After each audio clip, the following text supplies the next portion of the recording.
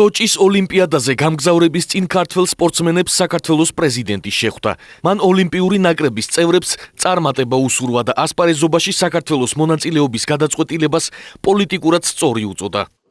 ჩვენ არ შევწირეთ ოლიმპიური სულისკვეთება კონკრეტულ პრობლემებს, რომლებიც დგებოდა პოლიტიკურ კონტექსტში და არ შევწირეთ იმიტომ, რომ ეს იყო პოლიტიკურადაც სწორი გადაწყვეტილება. საქართველოს სოჭში იდგება მსოფლიო თანამეგობრობის გვერდით, იმ ქვეყნების გვერდით, რომლებიც მხარს უჭერენ ჩვენი ტერიტორიის მთლიანობას და ჩვენი ქვეყნის საზღვრების ურყეობას. არ ვრჩებით ერთი-ერთზე დაპირისპირებული რუსეთის ფედერაციასთან.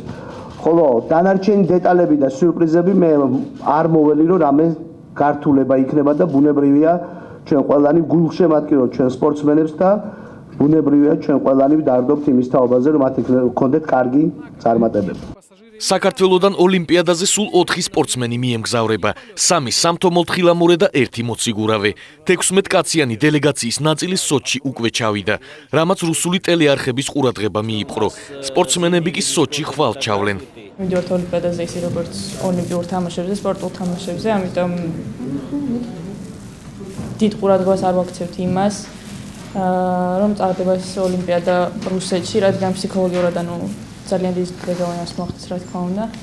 ყველანაირად ვცდილობთ, რომ დადებითად ვიყოთ და ვიფიქროთ მარტო იმაზე, რომ არის ოლიმპიური თამაშები. სულ რაღაც 1 და 2 დღეა დარჩენილი ოლიმპიურ თამაშებამდე და გუნდი მიემგზავრება სრულიად მხოლოდ სპორტული სულისკვეთებით და სპორტული შემართებით. რაც შეეხება პოლიტიკას, ალბათ ყავს უამრავი პოლიტიკოსი, რომელიც გასცემს პოლიტიკურ პასუხს და ჩვენ სპორტსმენები შევეცდებით ჩვენი საქმე გავაკეთოთ. სპორტსმენების მისამართით ოფიციალური მიმართვა საქართველოს პრემიერ-მინისტრმა ირაკლი ღარიბაშვილმაც გაავრცელა და ოლიმპიადაში მონაწილეობის გადაწყვეტილების მიზეზები განმარტა. 2014 წლის სოჭის ოლიმპიადაში მონაწილეობა ჩვენში განსაკუთრებულ ემოციებს იწვევს, რადგან ოლიმპიადა ტარდება საქართველო-რუსეთის საზღვართან, ოკუპირებულ აფხაზეთთან ახლოს.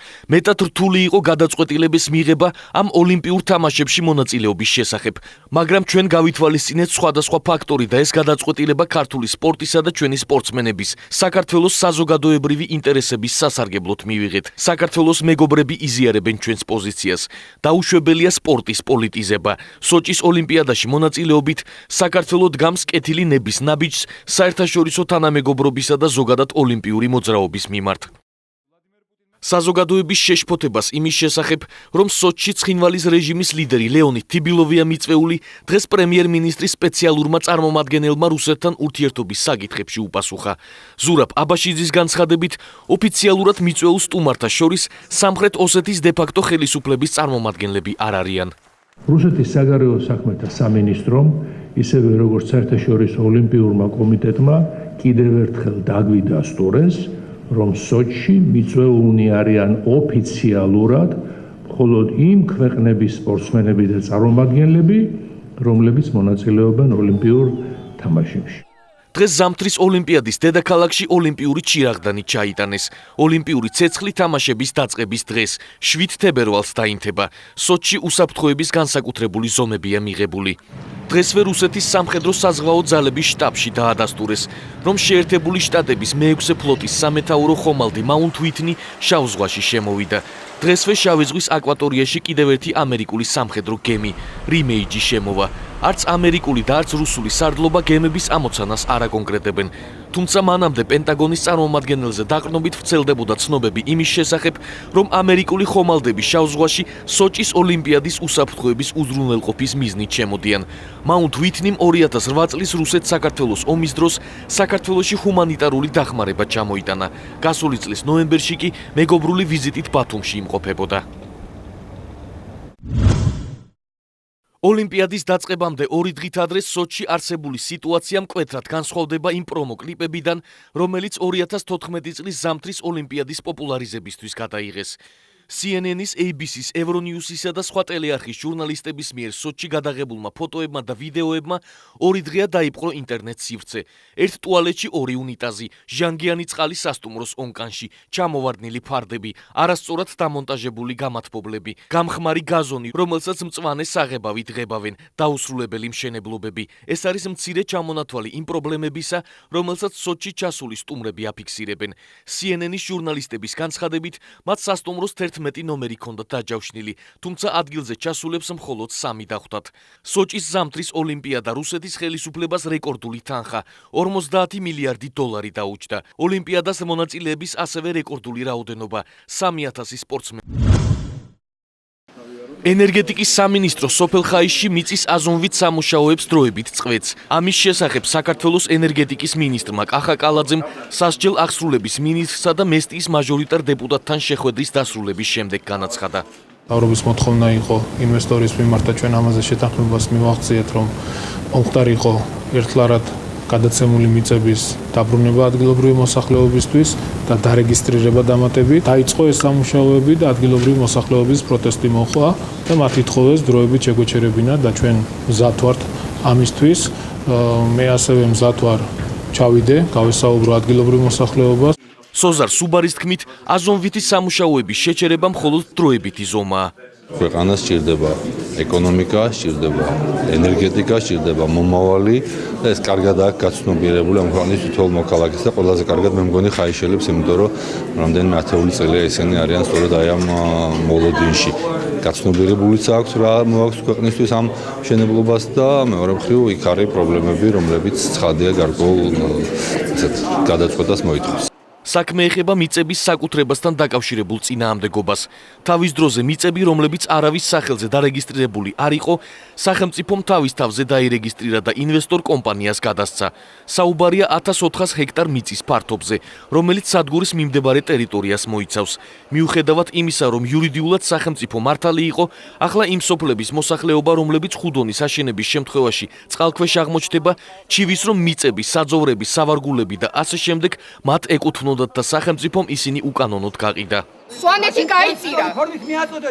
გაიწირა და რისთვის შემოუშვებთ ინდოელებს და ჩინელებზე გაგცვალეთ. აი ეს ხარ თქვენ. ინვესტორმა კომპანიამ ტრანსელექტრიკამ მთავრობასთან შეთანხმებით გადაწყვიტა, რომ მოსახლეობას დაუბრუნოს ეს მიწები, საკუთარი ხარჯებით დაურეგისტრიროს და შემდეგ უკან გამოისყიდოს. ამ მიზნით ინვესტორმა კანადური კომპანია რეპლანი დაიქირავა. ტრანსელექტრიკა მოსახლეობაზე კომპენსაციების ანაზღაურებას მსოფლიო ბანკის სტანდარტის მიხედვით აპირებს. ამ სტანდარტის მიხედვით კომპანიამ უნდა აღრიცხოს მოსახლეობის ქონება, რის შენარჩუნებაც მოსახლეს სურს, ის ქონება არ უნდა დაუზიანოს. რის გადატანაც შეუძლებელი იქნება, შესაბამისად უნდა აანაზღაუროს. დაუშვებელია მოსახლემ თავისი ქონების საბაზრო ღირებულებაზე ნაკლები მიიღოს. ტრანსელექტრიკა მოსახლეობას შესაძლებლობას აძლევს დამოუკიდებელი აუდიტის ჩაატარონ, თუ კი ამის სურვილი ექნებათ. ჩვენ რას თავაზობთ მოსახლეობას თითოეულ მოსახლემ ძალიან კარგად იცით. არავითარ შემთხვევაში საუბარი არ არის პროექტის გაჩერებაზე, არის საუბარი იმაზე, რომ დროებით შეჭერდეს აზონვითი სამუშაოები და მიწის რეგისტრაცია. იცით, ეს იყო ინვესტორის კეთილი ნება, მომხდარი ხო მიწების, მათი კუთვნილი მიწების და არა სახელმწიფო, მათი კუთვნილი მიწების დაბრუნება და შემდგომში მისი რეგისტრაცია. არავითარი ვალდებულება არ ქონდა ინვესტორს ამის, რა თქმა უნდა, ფინანსური დაძინებები ამ პროცესს აქვს. სახალხო დამცველი ამბობს, რომ არც კომპანია და არც ენერგეტიკის სამინისტრო სინამდვილეში ადგილობრივი მოსახლეობის ინტერესებს არ ითვალისწინებს. განცხადება, რომლითაც ჩვენ მივმართეთ ორივე მხარეს, მდგომარეობდა იმაში, რომ ეს დიალოგი უნდა დაწყებულიყო, სამწუხაროდ, როგორც ინვესტორ კომპანიისგან, ასევე ენერგეტიკის სამინისტროსგან ჩვენ მივიღეთ უარი. ჩვენ ვართ დაინტერესებული უფლება დაცვის კუთხით შევისწავლოთ აღნიშნული საკითხი. გამოავლინოთ, ირღვევა თუ არა ადგილობრივი მოსახლეობის უფლებები, არის თუ არა თუნდაც კომპენსაციის საკითხები დარეგულირებული, არის თუ არა განსახლების გეგმა მომზადებული. გარემოს ზემოქმედების შეფასება, ხო, რომელიც უნდა მოხდარიყო თავიდან, როგორც ჩემთვის არის ცნობილი, ჯერჯერობით არ არსებობს და არის ძალიან ბევრი პროცედურული დარღვევები. სახალხო დამცველს საქართველოს ენერგეტიკის მინისტრმა კახა კალაძემ უპასუხა. მათ მხრიდან იყო ერთი განცხადება შემოსული ოფიციალურად, რომელიც ითხოვდნენ ხუდონთან დაკავშირებით არსებულ სიტუაციას იქ ხელშეკრულების თემა იყო და ჩვენს მიერ 4 გვერდიანი დოკუმენტი იქნა გადაგზავნილი.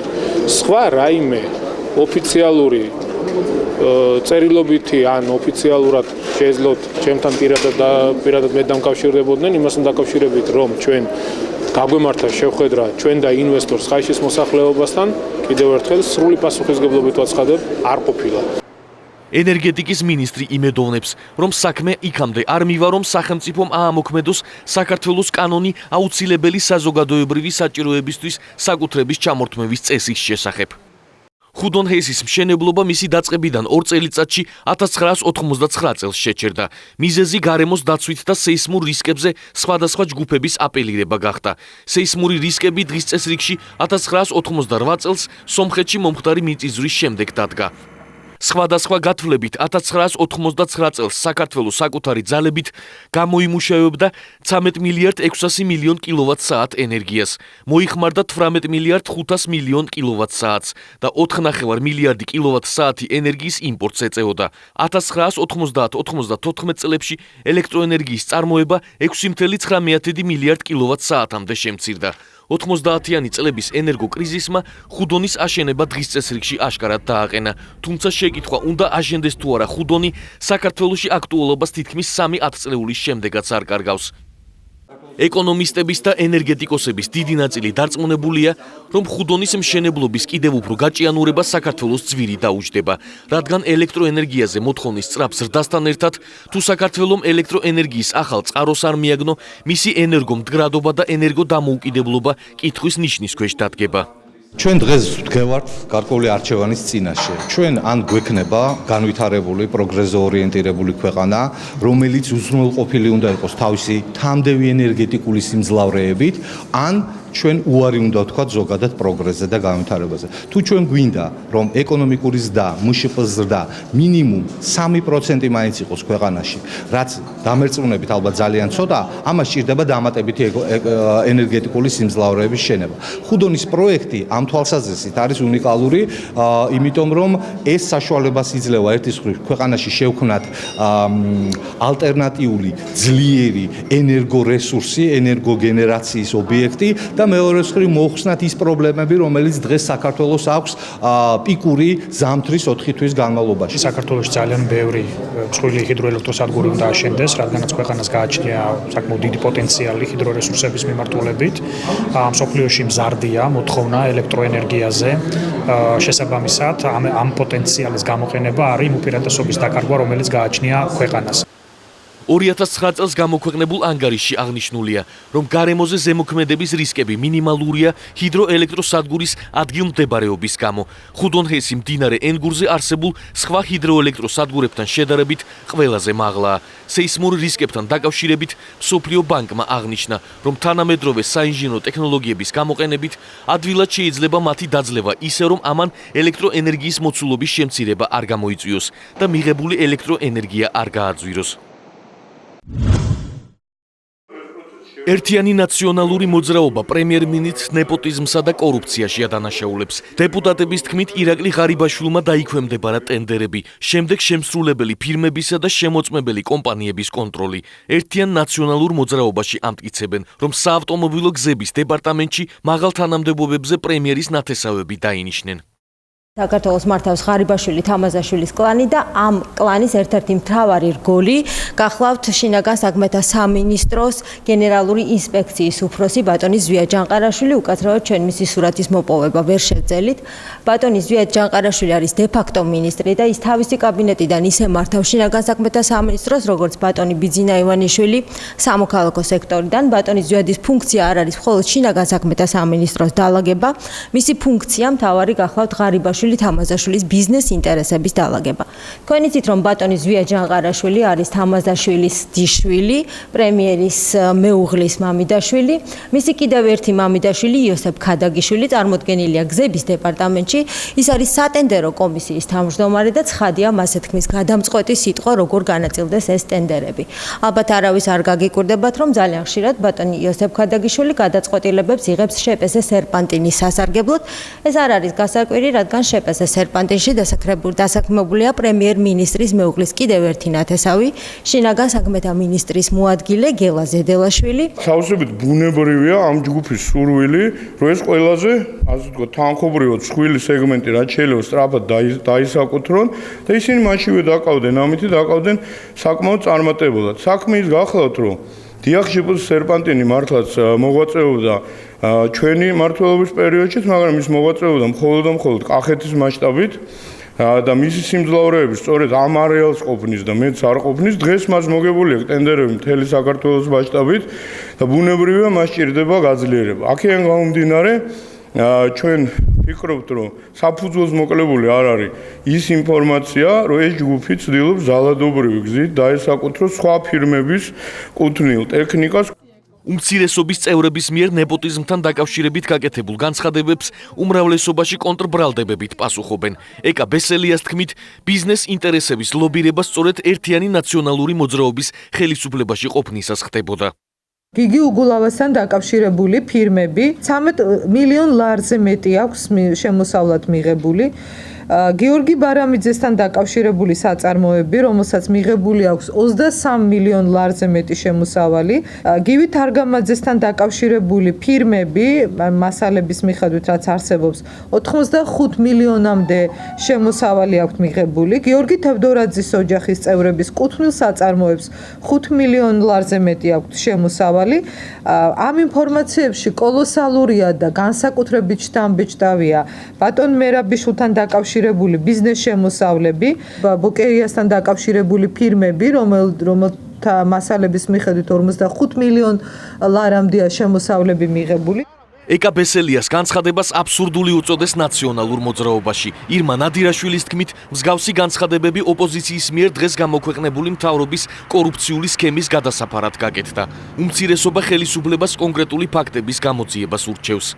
არ გამოურცხა რომ ამ დღეებში ახალი კასრები ამოთხარონ, ეს მათი სტილია, ეს ყველაფერი მე არც მომისმენია, მაგრამ დარწმუნებულია რომ აბსურდულია, სატელევიზიო ომი მათ არაფერში არ ჭირდებათ, აქვთ საგამოძიებო სტრუქტურები თუ რამის გამოძიების თავი აქ გამოიძიონ, ეს მოხდა იმისთვის რომ რამენაირად დაიცვას თამაზაშვილი ღარიბაშვილის ოჯახი და აი ეს სკანდალი რომელიც ჩვენ დღეს წარმოადგენთ როგორმე გადაფარო.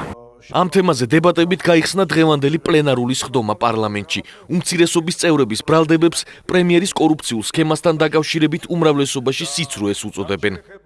ცეობდა ასეთი ძალიან ღირსეული ადამიანი გივი ზედელაშვილი.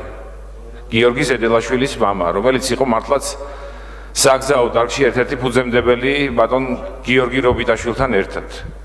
და სწორედ მის მიერ დატოვებული კომპანია გახდათ თქვენს მიერ ნახსენები სელპანტინი, რომელიც მემკვიდრეობით მის მეუღლეს დარჩა და გასაკვირი არ უნდა იყოს, რომ ასეთ კომპანიებს აქვთ ღირსება და ის რომ თავისუფლად მიიღოს ტენდერებში მონაწილეობა და გამარჯვებასაც მიაღწიონ. პირველ რიგში მინდა მადლობა გითხრათ იმ გამოსვლების რა გაქვთ ხოლმე თქვენ ჩვევიათ დაადასტუროთ ის ფაქტები, რომელსაც ჩვენ ვარცელებთ და თქვენ ახლა დაადასტურეთ, რომ ერთ-ერთი სამშენებლო კომპანიის, რომელსაც მიიღო ყველაზე დიდი ტენდერი სახელმწიფოში თქვენი მოსვლის შემდეგ ზეგმის შეკეთების სფეროში არის მისი მეპატრონე არის შინაგან საქმეთა მინისტრის მოადგილე, ერთ-ერთი ყველაზე გავლენიანი ფიგურის დედა. და უკვე ეს ფაქტი ადასტურებს იმას, ამდენად კორუფციული გარიგება ამ მიმართულებით მეტი ამაზე საუბარი საჭირო არ არის. პარლამენტის სხდომა მთავრობის საქმიანობის შესახებ დებატებით გაგრძელდა. გაკეთდა განცხადებები ქვეყანაში შექმნილ ეკონომიკურ მდგომარეობასთან დაკავშირებით. არასამთავრობო ორგანიზაციების ნაწილმა ინტერფრაქციული ჯგუფი დატოვა. ახალგაზრდა იურისტთა ასოციაციის საერთაშორისო გამჭვირვალობა საქართველოს და სამართლიანი არჩევნების განცხადებით შეხვედრები ფორმალურად ტარდებოდა და ხელისუფლებამ მათი არც ერთი რეკომენდაცია გაითვალისწინა. ეკა გიგაურის განცხადებით მათ ორი ძირითადი ინიციატივა ბარიერის 50%-მდე გაზრდას და მრავალმანდატიან მაჟორიტარებს ეხებოდა. ჩვენ ვითხოვდით 50%-იანი ზღვარის შემოღებას მერებისა და გამგებლებისათვის და ასევე ვითხოვდით მრავალმანდატიანი საარჩევნო ოლქების შექმნას. სამწუხაროდ ეს არ იქნა გათვალისწინებული. ახლა მე გეტყვით რატომ არის მნიშვნელოვანი ეს ყველაფერი. პირველ რიგში 50%-იანი ზღვრის შემოტანა მნიშვნელოვანია იმის გამო, რომ მოსახლეობის ნახევარმა მაინც უნდა დაუჭიროს მხარი მერს და გამგებელს და ეს რა თქმა უნდა უფრო მაღალი ლეგიტიმაციას მიანიჭებს პირდაპირ არჩეულ მერსა და გამგებელს. სამართლიანი არჩევნების თავმჯდომარის ნინო ლომჯარიას თქმით, არჩევნების არსებული სისტემა ხელისუფლებას უპირატეს მდგომარეობაში აყენებს, რაც დაუშვებელია. ახალგაზრდა იურისტთა ასოციაციის განცხადებით კი ის რეკომენდაციები, რომლებსაც ხელისუფლებას თავაზობდნენ, ამჟამინდელ უმრავლესობას ოპოზიციაში ყოფნის დროს ჰქონდა. მის სისტემა, რომელიც დღეს არსებობს, ცალსახად უპირატეს მდგომარეობას ანიჭებს ნებისმიერ მმართველ ძალას, მმართველ პარტიას, ანუ პარტიას, რომელსაც უჭერს ამომრჩეველთა უფრო მეტი უმრავლესობა, ანუ უმრავლესობა მხარ, შესაბამისად აპრიორი არათანაბარ პირობებში აყენებს მმართველ ძალას, ანუ უპირატეს მდგომარეობაში აყენებს სხვა პარტიებთან შედარებით.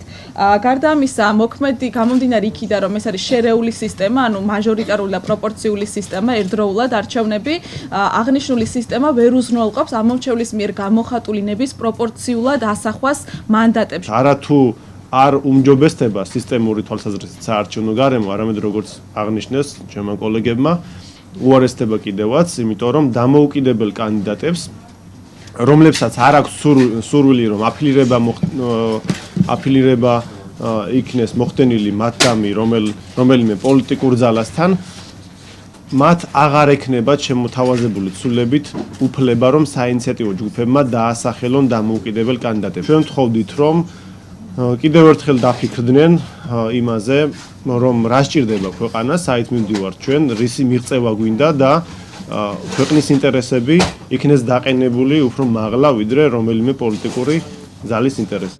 გუშინ ინტერფრაქციული ჯგუფის სხდომა არასაპარლამენტო ოპოზიციის წევრებმაც დატოვეს. თავისუფალი საქართველოს გენერალური მდივნის ალექსანდრე შალამბერიძის განცხადებით, ისინი პარიტეტულ საარჩევნო ადმინისტრაციას და ყველა პარტიისთვის საეთერო დროის გამოყოფას ითხოვენ. აი ამ პირობებში, როდესაც არ არის გადაწყვეტილი 50%-იანი ბარიერის საკითხი, არ არის გადაწყვეტილი კომისიების დაკომპლექტების საკითხი, და მთელი კომისიები დღეს 12 კაცი წარმოდგენილი არის ქართული ოცნება და ერთი კაცი ნაციონალური მოძრაობა, ანუ მხოლოდ ორ პარტიას აქვს კომისიები დაკავებული, შეუძლებელი არის სამართლიანი და კონკურენტული არჩევნების ჩატარება და განვაცხადეთ, რომ თუ მოიფიქრებს მმართველი გუნდი რამეს და თუნდაც ერთ საკითხს ჩვენს მიერ ჩამოთვლილ საკითხებთან დაკავშირებით ექნება დადებითი პასუხი, ჩვენ შეგვიძლია შევიკრიბოთ და გავაგრძელოთ მუშაობა. საარჩევნო საკითხებზე მომუშავე ინტერფრაქციული ჯგუფის ხელმძღვანელის ზვიად ძიძიგურის თქმით, უმრავლესობამ არასამთავრობო ორგანიზაციების შემოთავაზებების ნაწილი გაითვალისწინა. საპარლამენტო უმცირესობა კი არასამთავრობოების მოსაზრებებს ეთანხმება და იმედს გამოთქვამს, რომ კონსენსუსის მიღწევას შეძლებენ. ეს მათი სრული უფლებაა, რომ პროტესტი ასეთი ფორმით გამოხატონ. ეს არის პოლიტიკური ტექნოლოგიის ერთ-ერთი შემადგენელი ნაწილი და ყველა პოლიტიკოსაც, მე არ ვიცოდი არასამთავრობოსაც თუ ქონდა ამ ტექნოლოგიების გამოყენების პრაქტიკა. არასაპარლამენტო ოპოზიციის ნაწილი დარჩა ინტერფრაქციულ ჯგუფში და მუშაობს ბოლომდე, ისე როგორც არასამთავრობო ორგანიზაციათა მთელი კოალიცია თავისი შენიშვნებით ეხლაც არის შემოსული და გათვალისწინებულია ინტერფრაქციული ჯგუფის მიერ მოსაზრებები. ითხოვდა 50%-იან ბარიერს ოპოზიცია და ჩვენ ბარიერი გავზარდეთ. 30% იყო თბილისის მერის არჩევნებს და 40-მდე გავზარდეთ. ეხლა 50-მდე ვერ გავზარდეთ, მაგრამ 40-მდე გავზარდეთ. ნაციონალური მოძრაობა მზად არის კონსენსუსის მიღწევის ხათრით დაეთანხმოს თუ ხელისუფლება დათანხმდება ოპოზიციის მოთხოვნას დაეთანხმოს ოპოზიციის მოთხოვნას, თუმცა მიგვაჩნია რომ არასამთავრობო ორგანიზაციების მოთხოვნა ამ შემთხვევაში გაცილებით უფრო სამართლიანია, იმიტომ რომ საზოგადოებრივი ჯგუფებისთვის აუგრძალოთ გამგებლობის კანდიდატების დასახელება, ეს ნიშნავს რომ მოსახლეობის ნაკლები ჩართულობა იქნება არჩევნებში. მე პირადად მიმაჩნია რომ ადგილობრივ თვითმმართველობაში პარტიულ მომენტზე უფრო მეტად სწორედ საზოგადოებრივი ინიციატივები და საზოგადოებრივი მომენტები უნდა იქნეს წინაპლანზე წამოწეული. საარჩევნო საკითხებზე მომუშავე ინტერფრაქციული ჯგუფი პარლამენტის თავმჯდომარის ბრძანებით 2013 წლის 26 დეკემბერს შეიქმნა. ჯგუფში საპარლამენტო უმრავლესობასთან და უმცირესობასთან ერთად არასაპარლამენტო ოპოზიცია და არასამთავრობო ორგანიზაციების წარმომადგენლებიც შედიოდნენ. ჯგუფის მიზანი თვითმმართველობის არჩევნებისთვის კანონმდებლობაში შესატანი ცვლილებების მომზადება და პარლამენტში წარდგენა იყო.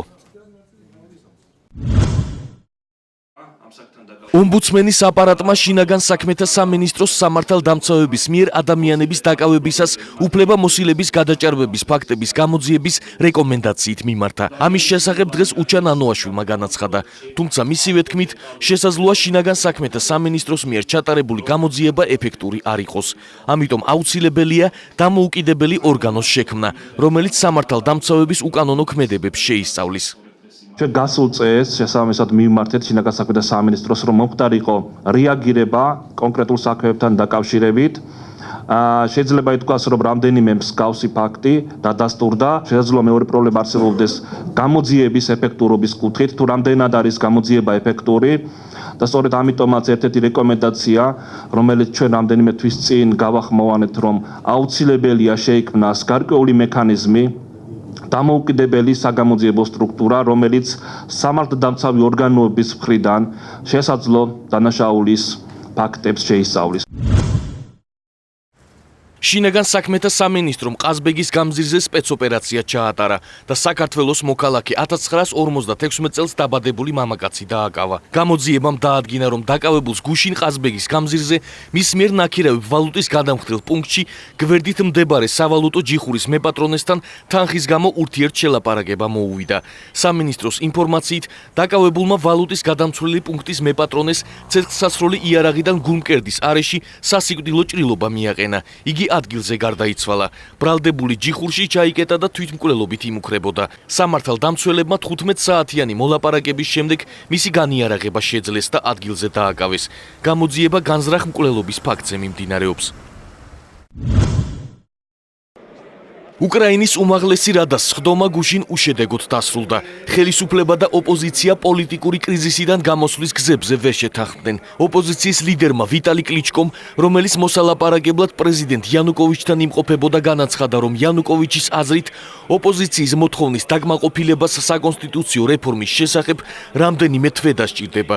ოპოზიცია კი 2004 წლის კონსტიტუციის აღდგენას დაუყოვნებლივ მოითხოვს, რადგან ამ შემთხვევაში პრეზიდენტის ძალაუფლება შეიზღუდება და ოპოზიციას საშუალება მიეცემა მთავრობა გადაიბაროს. ოპოზიციას ამ გადაწყვეტილების მისაღებად რადაში ხმები არ ყოფნის. საპროტესტო აქციები კი გრძელდება. დემონსტრანტებმა პოლიციელებზე ზემოქმედების ახალ ხერხს მიმართეს. ბარიკადებზე განთავსებულ დიდ ეკრანზე ოპოზიციური ტელეარხების საინფორმაციო გამოშვებებს უშვებენ, რათა სპეცრაზმელებს მიმდინარე მოვლენების შესახებ ინფორმაცია მიაწოდონ. თუმცა თავად ოპოზიციონერთა აზრით, ამ აქციას დიდი ეფექტი არ მოაქვს. პოლიციელები საინფორმაციო შეტევას საბჭოთა დროის სიმღერების ხმამაღლა ჩართვით პასუხობენ. სანამ არ შეიცვლება ხელისუფლების ყველა ორგანო, სანამ სრულცვლილებას არ ვნახავთ, ხალხი აქ იდგება. ჩემი აზრით, იანუკოვიჩმა უნდა მიიღოს გადაწყვეტილება ვადამდელი არჩევნების შესახებ, მაგრამ იმის გათვალისწინებით, რამდენი სპეცრაზმელია ქუჩაში, ის არაფერს გააკეთებს. აუცილებელია 2004 წლის კონსტიტუციას დავუბრუნდეთ, რათა პრეზიდენტის უფლებამოსილება შემცირდეს, დეპუტატების კი გაიზარდოს, არჩევნები სამართლიანად უნდა ჩატარდეს. ამერიკის შეერთებული შტატების ვიცე-პრეზიდენტმა ჯო ბაიდენმა პრეზიდენტ იანუკოვიჩთან სატელეფონო საუბრისას კიევის ცენტრიდან სპეცდანიშნულების ძალების დაუყოვნებლივ გაყვანა მოითხოვა. ბაიდენმა მხარი დაუჭირა მხარეთა შორის დიალოგსა და ახალი მთავრობის ფორმირებას, რომელიც უკრაინელი ხალხის ნდობით ისარგებლებს. მან იანუკოვიჩს მოუწოდა მოძალადე პირები დასაჯოს და კრიზისის დასარეგულირებლად საერთაშორისო მხარდაჭერა გამოიყენოს.